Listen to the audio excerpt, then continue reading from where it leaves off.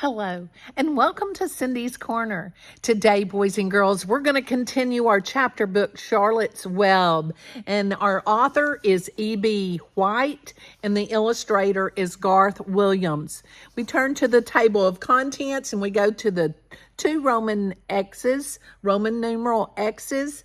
There's two of them, and that means 20. So chapter 20, The Hour of Triumph, is on page 155. So turn to page 155, The Hour of Triumph. And we know that Charlotte has her egg sac now, and there's a special announcement because Uncle next door has a blue ribbon, and now they've asked for Wilbur to come to the stand.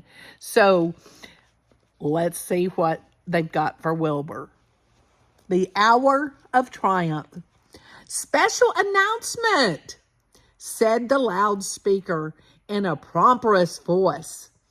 The management of the fair takes great pleasure in presenting Mr. Homer L. Zuckerman and his famous pig.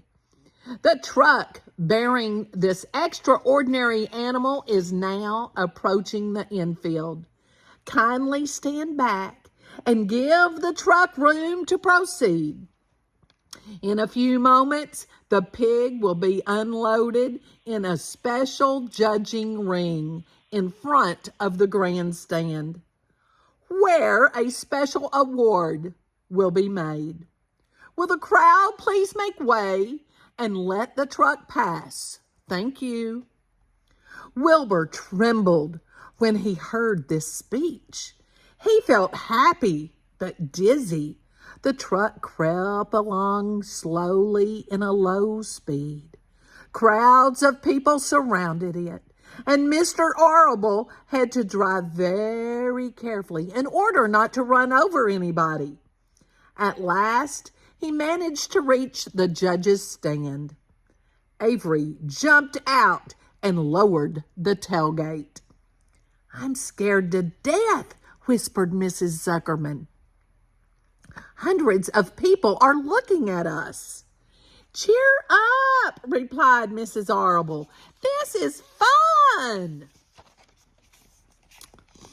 Upload your pig, please, or unload your pig, please, said the loudspeaker. All together now, boys, said Mr. Zuckerman. Several men stepped forward from the crowd to help lift the crate.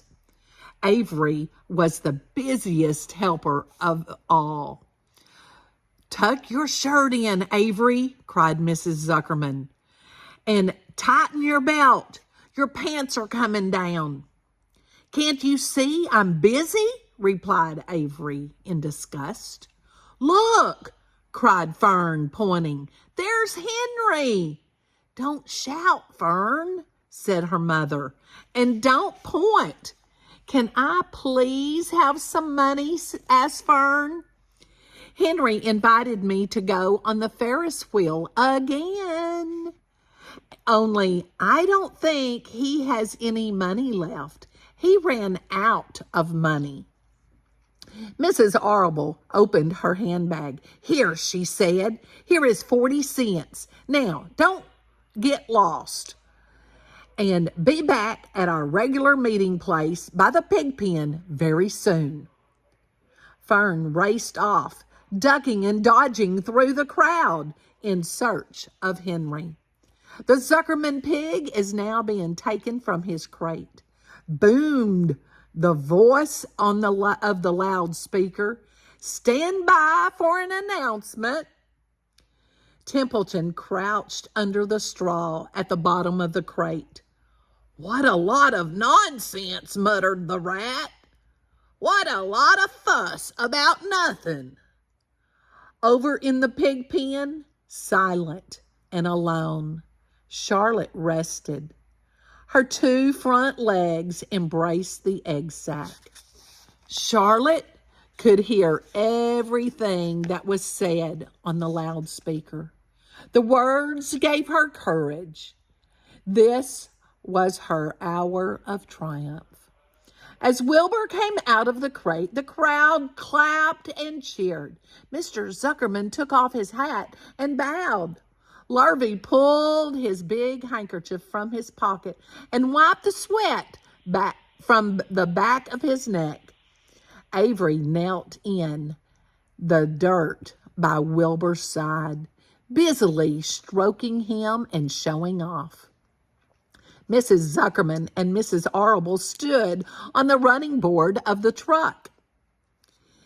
Ladies and gentlemen, said the loudspeaker, we now present Mr. Homer L. Zuckerman's distinguished pig.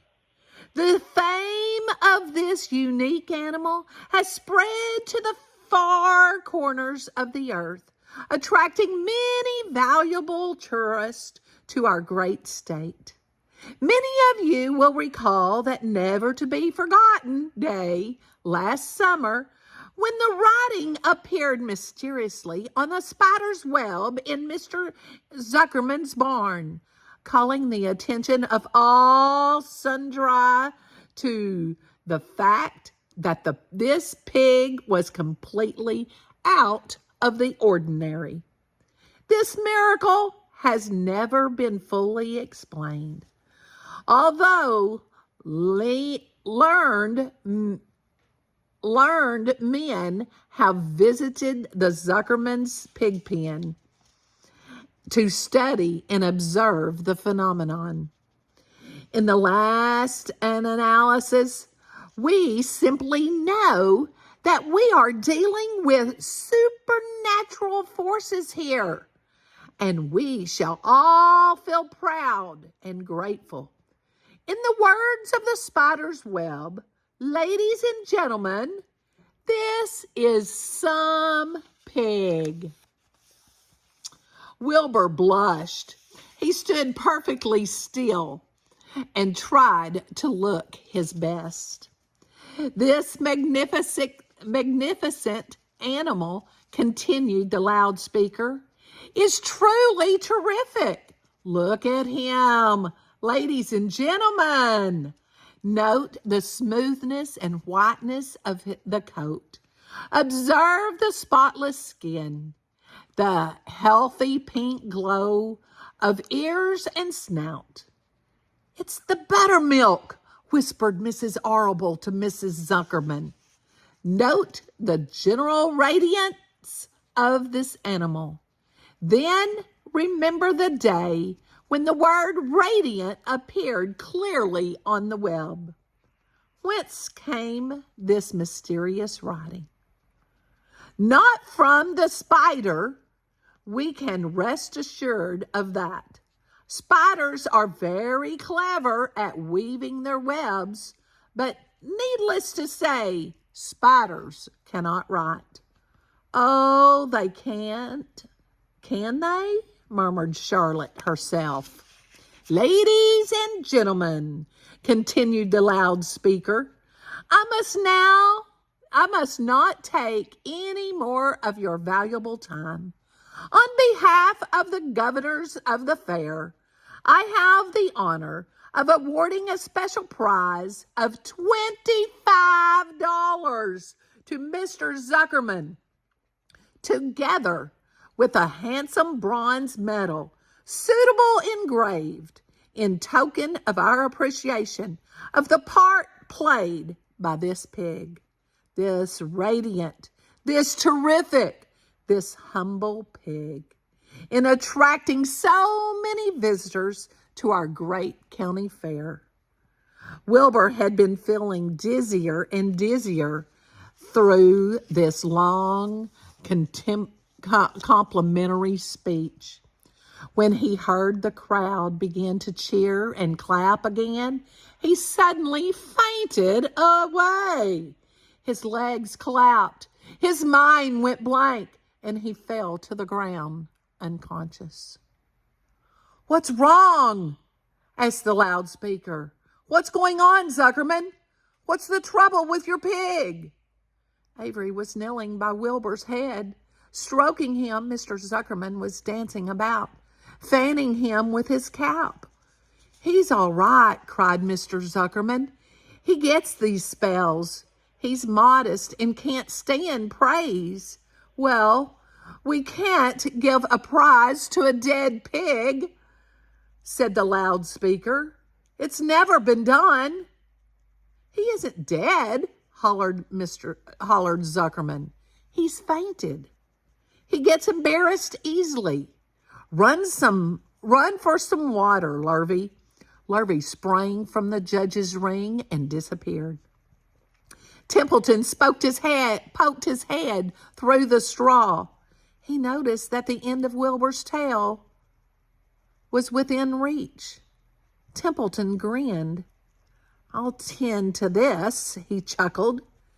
He took Wilbur's tail in his mouth and bit it just as hard as he could bite. The pain revived Wilbur.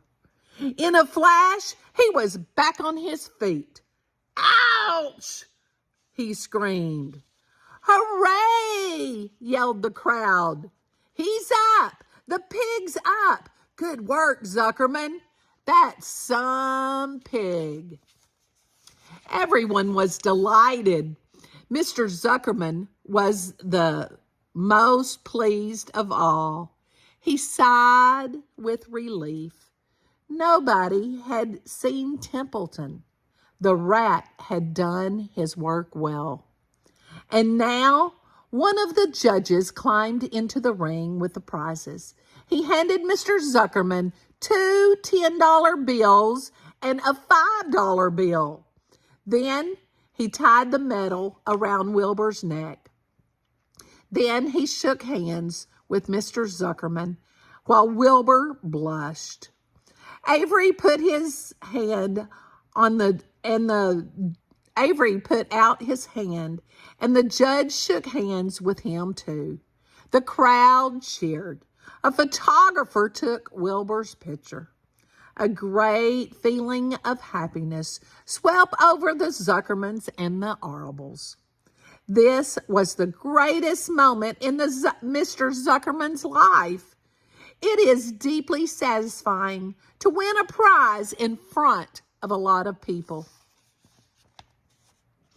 As Wilbur was being shoved back into the crate, Lurvy came charging through the crowd, carrying a pail of water. His eyes had a wild look.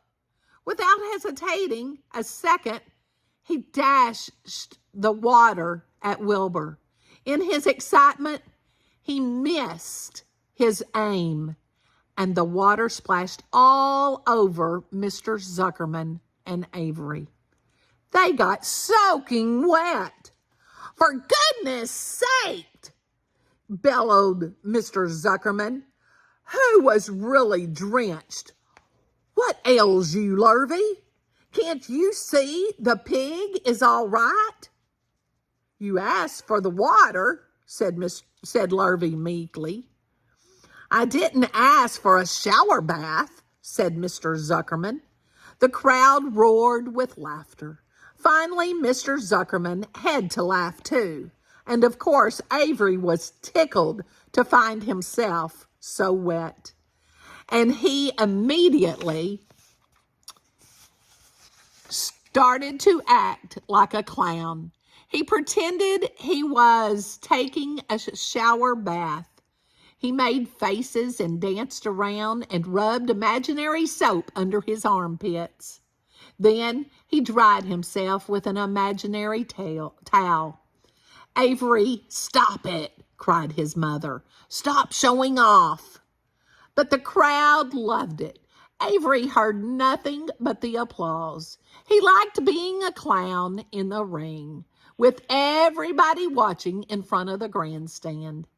When he discovered there was still a little water left in the bottom of the pail, he raised the pail high in the air and dumped the water on himself and made faces. The children in the grandstand screamed with appreciation. At last, things calmed down. Wilbur was loaded into the truck.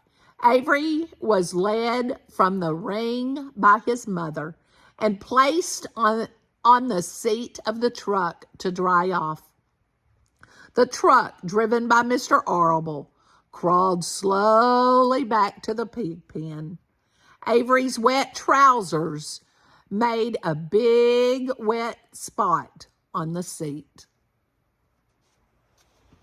Now, did you think Wilbur was going to faint when he was getting an award? Did you think he was really dead? How did you feel about Templeton? He got him awake, didn't he? Yeah. Have you ever had an animal to faint? If you have, tell me in the comments. And tell me if you got a special prize, if you've been to the county fair and you've won a special prize. I hope you enjoyed chapter 20. We only have a couple left to do. So make sure you're giving this a thumbs up and you've subscribed so that you don't miss Storytime on Cindy's Corner and your friends and colleagues. That way you can share Cindy's Corner. And most important today, give somebody a hug and tell them you love them. Don't be a clown.